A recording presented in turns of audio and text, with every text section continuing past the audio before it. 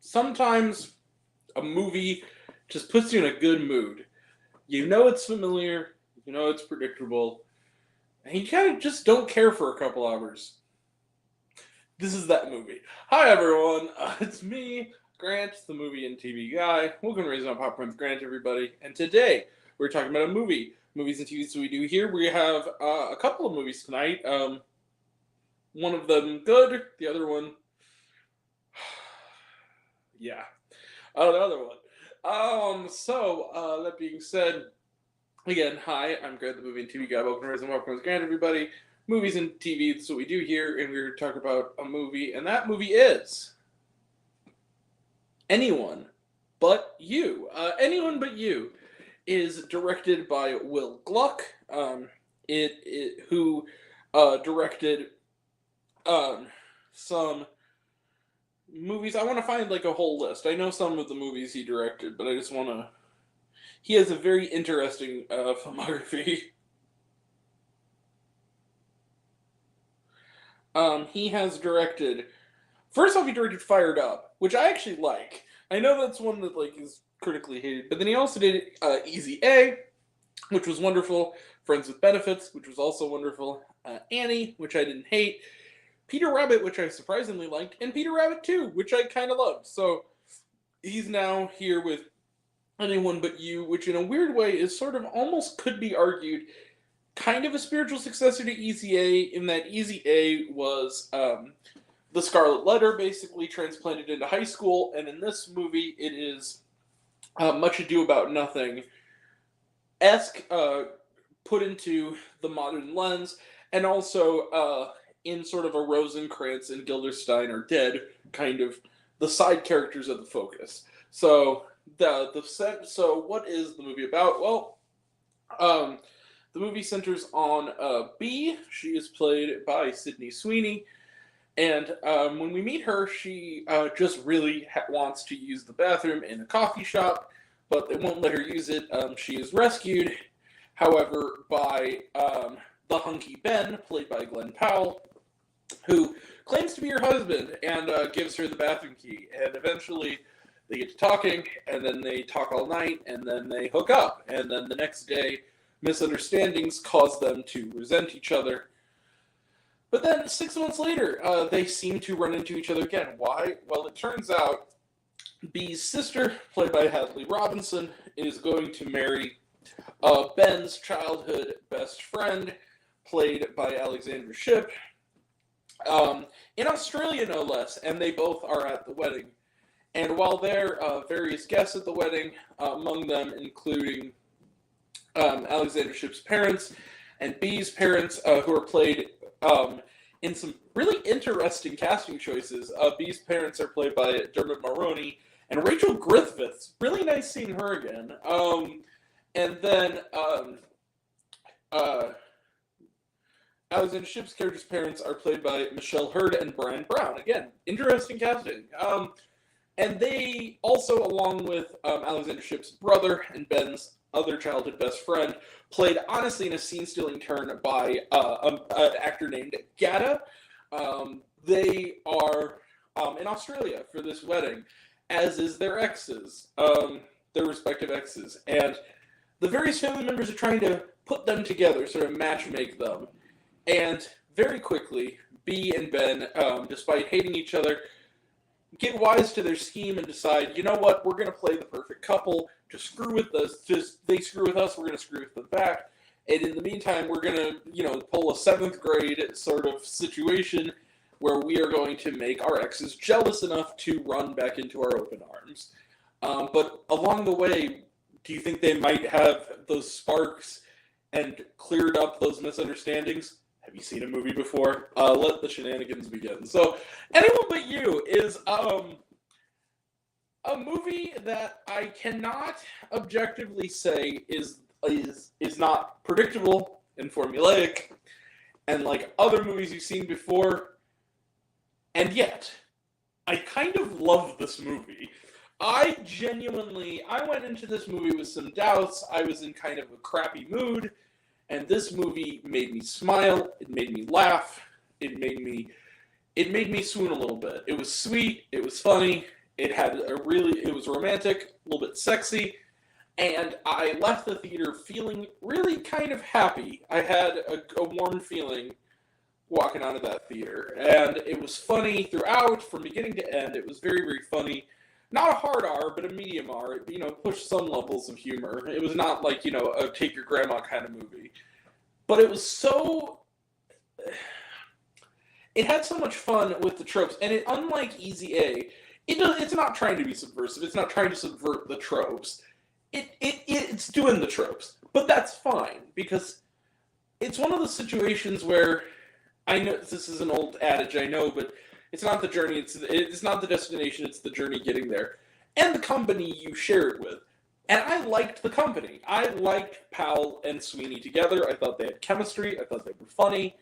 I thought the supporting cast around them, which of course is full of good actors, all of whom are talented, are very funny.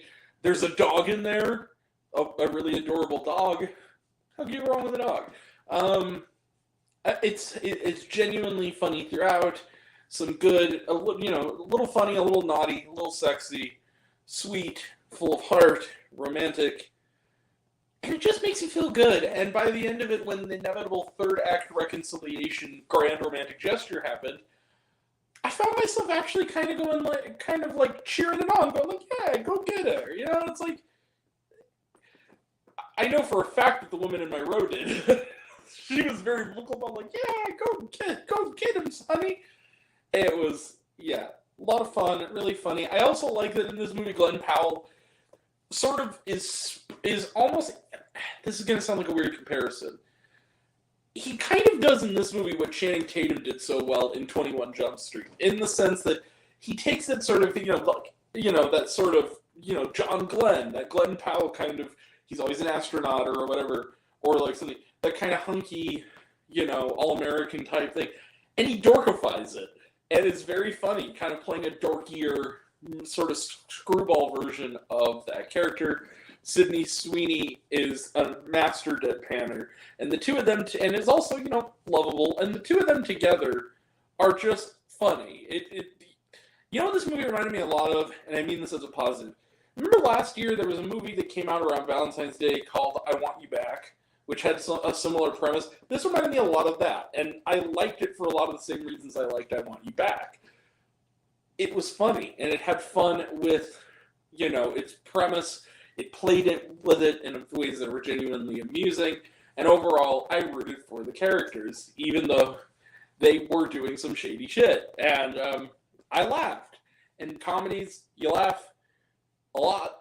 It's funny. It works. And I kind of loved Anyone But You. I'm not going to go all the way with it because it is a little bit, formulaic. But overall, I'm going to go pretty far, guys. I'm going to give Anyone But You 4.5 out of 5 stars. I kind of love this movie. I would easily watch this again. This movie is going to kick ass on TBS on a Sunday afternoon. And I mean that as the highest compliment. Like, I look forward to revisiting this movie down the line multiple times. Like, She's Out of My League or something. Like, it's going to be one of those movies that's going to measure up really well on TV after being good in the theater. So yeah, 4.5 out of 5 stars for Anyone But You. Let's close the book on it. Trailer trash. Let's talk some trailer trash. And then we'll get to the shit peep of the evening. Yeah, I'm not going to make a lot of friends with this one. Alright, trailer trash. All of Us Strangers. Talked about it, looks really good. I hope it expands enough to come here. Maybe that'll be one I can see while I'm in Utah, because it'll be there more easily than it'll be here. Yeah, looks good. Challengers, talked about it, looks good. Self-Reliance. This looks hilarious. This is Jake Johnson. It's like Most Dangerous Game, but if it was a comedy. Looks really funny. Scrambled. This looked really funny. This lead actress who I do not recognize, but she seemed kind of like lovable and funny. It's sort of about this woman who is sort of pressured to have a baby, and she decides it's like a dramedy about this woman who's pressured, and she decides to freeze her eggs, and it becomes like her path to doing it, and it looks really funny. And then The Fall Guy, talked about it, looks good. Mean Girls, talked about it, looks good. I already got my ticket. We're going on the 11th. Yeah, it's going to be one of the... Probably going to see that at least twice, because my aunt, I'm sure, is going to want to see that as well. Ghostbusters Frozen Empire, talked about it, looks good. And Madam Web, also starring Sydney Sweeney, talked about it, looks good. And was a shawarma, yes. During the credits, there is a really funny blooper reel / musical number that's worth sticking around for. Also, after the credits, there is a sound effect. There's like an audio bit that I honestly don't know what it was for. But it was kind of funny. Anyway. But that's it. All right. That's it. We will be back after this for a review of Migration. Yeah. It was bad. I'm sorry, it was. But we will talk about that after this. But yeah, and then tomorrow is Poor Things. Sunday is Rebel Moon Part 1, Child of Fire. Monday is Christmas, so we will not have reviews that day. Although I am going to be posting a review on Letterboxd of the Doctor Who Christmas special as the conclusion of 25 movies at Christmas this year. But December 26th, the day after Christmas, we'll be back talking about The Color Purple, and then we're going to do some catch-up reviews in the final week of the year before ending 2023 on December 31st with a review of the documentary Time Bomb Y2K. Also on the horizon, we have a couple of AMC Screen Unseens mystery movie reviews, one on January 3rd and one on January 8th, so we'll have reviews then for whatever those are. And then also Night Swim, Mean Girls, The Beekeeper, January movies. And then I'm off to Utah, where I'm going to be seeing a bunch of movies at Sundance and a bunch of movies while I'm there. So, yeah, like again, the same location I was this summer. So, anyway, but that's it. That'll all be and the best and worst of the stream. So that'll all be next time. And until next time, I'm Grant, the movie and TV guy. I see it all, and I'm happy to share it with you. I love you all. I appreciate you all. I love you all, class Smith. I love you 3000. Be kind to one another. If you like this video, give it a like if you want to. Give it a subscribe if you want to. Give it the bell. I don't know what it does, but that's what you're supposed to do. Or so I've been told. Leave a comment, even if it's, hey, Grant, I like waffles. It really helps out. If you want to find out reviews this and other fun stuff, you can check me out on letterboxd.com at RaisinWalkWithGrant. Twitter, I'm at RaisinGrant. You can find me on Facebook, RaisinWalkWithGrant, Instagram, Threads, and TikTok at RaisinOnPopcornWithGrant. Serialize, all one word, all lowercase, Raisin on Popcorn. Blue Sky Social, Raisin on Popcorn. Check out my podcast, Raisin Popcorn with Grant the Podcast, on Spotify and Anchor. Some of you already have been. If you haven't, take care of yourself, take care of your mental health. It's incredibly important. And I want to know down below, what did you think of Anyone But You? Did you like the movie? Did you hate the movie? I think my opinion's good. Full of shit. Sorry, my sister's cat. Did you like the movie? Did you hate the movie? I think my opinion's good. I think I'm full of shit. Comment below. Let me know. And until we meet again, we're all raised on popcorn. Make my extra better. Catch you guys next time. Real soon. Take care, everyone.